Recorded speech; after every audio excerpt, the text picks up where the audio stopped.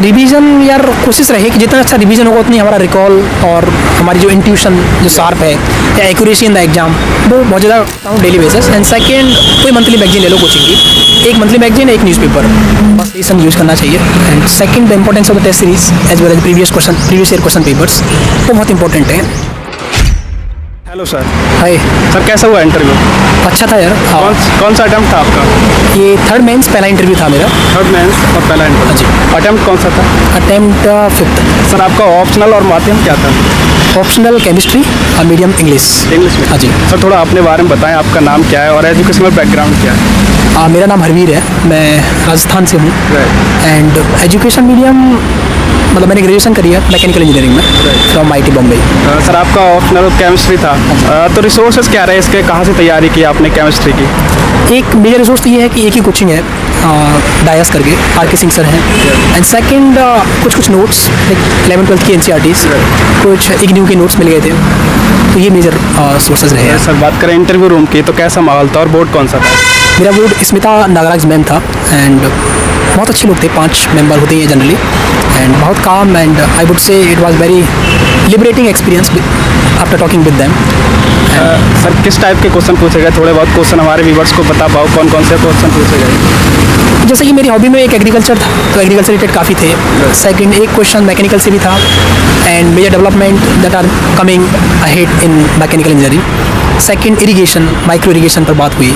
फिर एक national government topic करके आ गया था, उसका मतलब क्या है, क्या हमें नहीं होना चाहिए, क्या क्यों ही इमरजेंसी में हो, नॉर्मल टाइम में क्यों नहीं है, national interest versus democracy and importance of the position party and ये कुछ क्वेश्चन। सर क्या क्वेश्चन पूछे गए? कुछ क्वेश्चन बता पाओ कि ये क्वेश्चन पूछे गए, जैसे कोई सिचुएशन बेस्ड क्वेश्चन पूछा गया हो?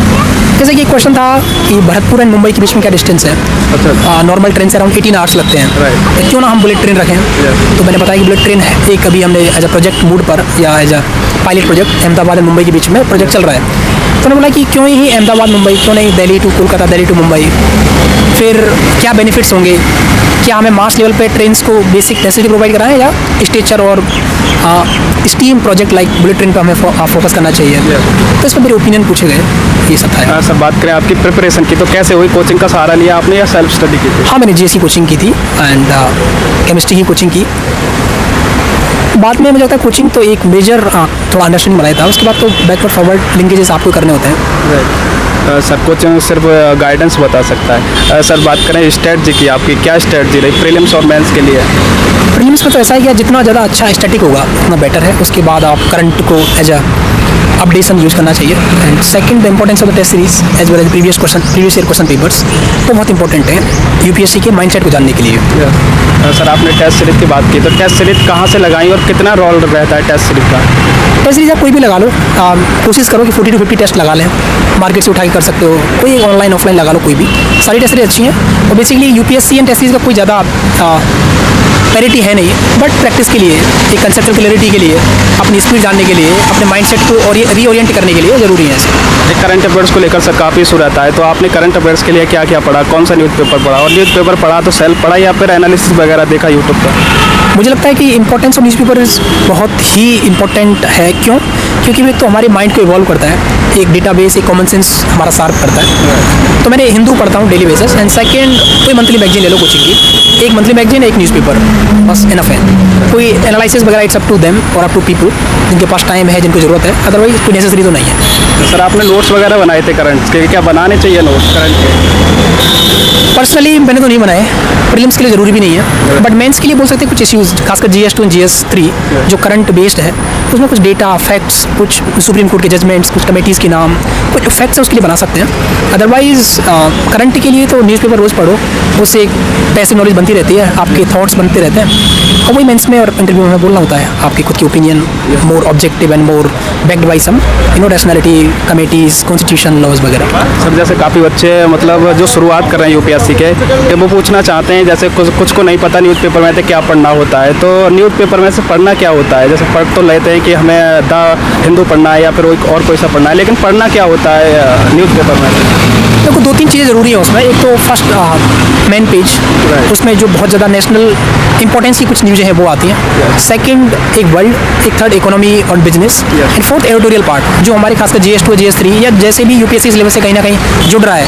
हो सकता है किसी स्कीम का एनालिसिस किया हो किसी ने, हो सकता है कोई ऑनगोइंग इश्यूज़ हो उसके ऊपर किसी ने एनालिसिस किया है। तो editorial, world, economy as well main page, ये चीज़ें ज़रूरी है बस। एक क्वेश्चन यह भी रहता है कब तक की करंट पढ़नी चाहिए हमको?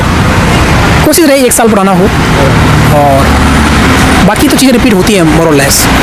सर जैसे अब प्रीलिम्स आने वाला है, तो बात करें रिवीजन की, क्योंकि सख्त ज़रूरत है रिवीजन की, तो आप एग्ज़ाम से पहले रिवीजन कैसे करते थे? रिवीजन यार कोशिश रही कि जितना अच्छा रिवीजन होगा उतनी हमारा रिकॉल और हमारी जो इंट्यूशन जो शार्प है या एक्यूरेसी इन द एग्जाम वो बहुत ज़्यादा प्रोपोर्शनल है। जितना अच्छा रिवीजन उतनी अच्छी आपकी एक्यूरेसी रहेगी एग्जाम में। तो कोशिश रहनी चाहिए कि कम से कम 3 से 4 बार मिनिमम रिवीजन होना चाहिए, खासकर स्टैटिक का। इन करंट 1 से 2 बार कर लो, और फिर टेस्ट जो किए हैं कुछ अच्छा इंपॉर्टेंस लगता है या जो हमें नहीं आता था वो देख लो।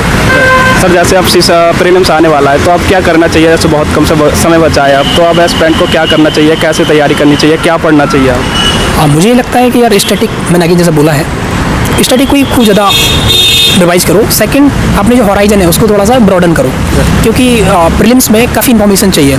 तो जितना ज़्यादा हमारा आगे माइंड में इन्फॉर्मेशन होगी उसके बेस पे एटलीस्ट अगर सही नहीं आता होगा तो हम एलिमिनेट कर पाएंगे। और अल्टीमेटली 30-40 क्वेश्चन के बाद आउट ऑफ 100 एलिमिनेशन पे बात बनती है। तो जितना ज़्यादा हॉराइजन ब्रॉड होगा, जितना अच्छा रिवीजन होगा, जितनी ज़्यादा कंसेप्ट क्लियरिटी होगी, तो उसी से हम मतलब क्लियर होगा एग्जाम।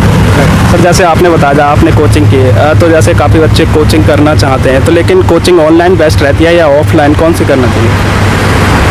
यार बहुत ही पर्सनल है, बाकी इफेक्टिवनेस दोनों की ठीक है। अगर आप में डिसिप्लिन है, आप में टाइम टेबल परसिवरेंस है, तो आप ऑनलाइन भी कर सकते हैं, क्योंकि उसमें सूटेबिलिटी एंड फ्लेक्सिबिलिटी बहुत ज़्यादा है। कभी भी आप बैठ के कर लो, आप वर्क के साथ भी कर सकते हैं और चीज़ें भी अकोमोडेट कर सकते हैं। ऑफलाइन में ऐसा है कि आपको एक फिक्स टाइम पर जाना पड़ेगा, तो आने जाने का टाइम, क्लास में थोड़ा सा, तो उसके बेनिफिट्स भी हैं, कुछ डिसएडवांटेज भी हैं।